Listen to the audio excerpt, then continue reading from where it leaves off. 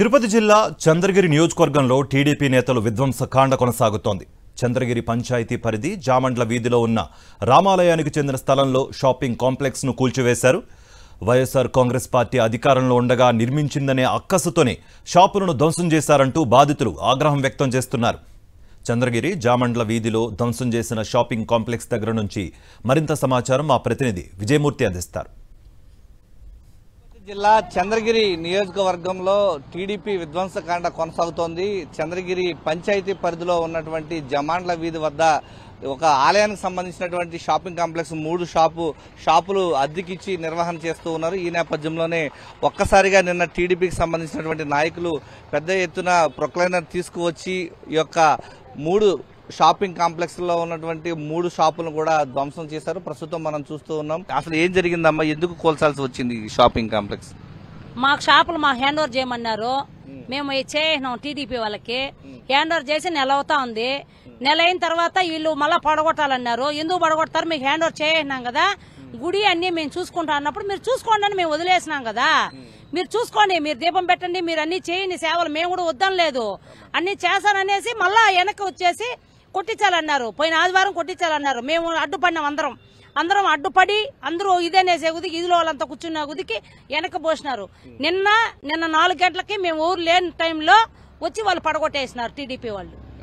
ఓవైపు రెంట్లు వస్తా ఉన్నాయి, మంచిగా ఉంది షాపింగ్ కాంప్లెక్స్, ఎందుకు ఇలా కోల్చాల్సి వచ్చిందంటే ఏమంటున్నారు వాళ్ళు? వాళ్ళ ఇది ఇక్కడ గంజా అమ్ముతున్నారు, ఇక్కడ గంజా అమ్ముతారంటే ఇక్కడ ఎవడు అమ్మినాడు రమ్మని చెప్పు వాళ్ళని. ఎవడు అమ్మినారో వాళ్ళని వచ్చి సత్యం చెప్పమని. గుడికాడే 3 గుళ్ళు ఉన్నాయి. రాములవారు ఉంది, వినాయకుడు ఉంది, గంగమ్మ ఉంది. రమ్మని చెప్పు. వాళ్ళు ఎవరు అనేవాళ్ళు వచ్చి ఇక్కడ సత్యం చెయ్యాలి. ఇక్కడ అమ్మతా ఉన్నారు అనేవాళ్ళు వాళ్ళు సత్యం చెయ్యాలి. చేస్తే అప్పుడు తెలుస్తుంది వాళ్ళకి కూడా, ఆ దేవుడే చూపిస్తుంది వాళ్ళకి. కేవలం రాజకీయ కక్షలతోనే ఇది వైసీపీ వాళ్ళు నిర్మించారు, ఇది వైసీపీ వాళ్ళ తరఫున గుడికి డెవలప్ జరుగుతూ ఉంది అన్న కక్షతో, ఓన్లీ కేవలం రాజకీయ కక్షతోనే ఇది కూల్చడం జరిగింది.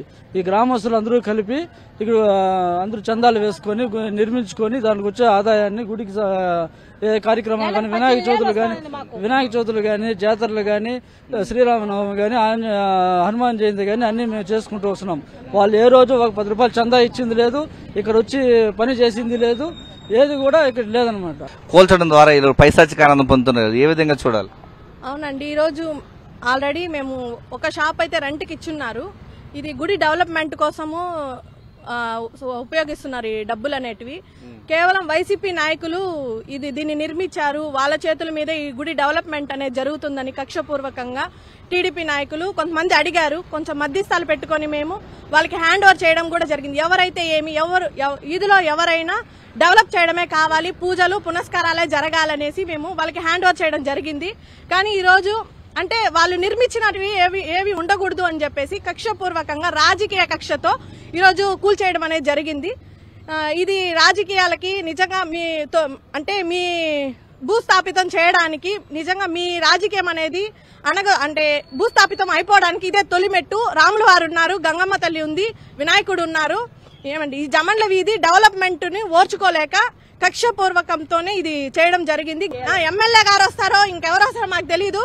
ఖచ్చితంగా ఈ జమాండ్ల వీధికి సంబంధించింది మాత్రం ఖచ్చితంగా న్యాయం అనేది జరగాలి. ఈ ఘటనకు సంబంధించి చంద్రగిరి పోలీసులతో ఫిర్యాదు చేసినప్పటికీ వారు ఏ విధంగా స్పందిస్తారనేది వేచి చూడాల్సిన అవసరం ఉందంటున్నారు. కేవలం రాజకీయ కక్షలో భాగంగానే ఈ యొక్క షాపింగ్ కాంప్లెక్స్ ను ధ్వంసం చేశారని చెప్పేసి వీరంతా కూడా ఆగ్రహం వ్యక్తం చేస్తున్నటువంటి పరిస్థితి ఇక్కడ కనిపిస్తోంది. కెమెరామెన్ ఎల్ఐతో విజయమూర్తి, సాక్షి టీవీ, చంద్రగిరి పంచాయతీ నుంచి.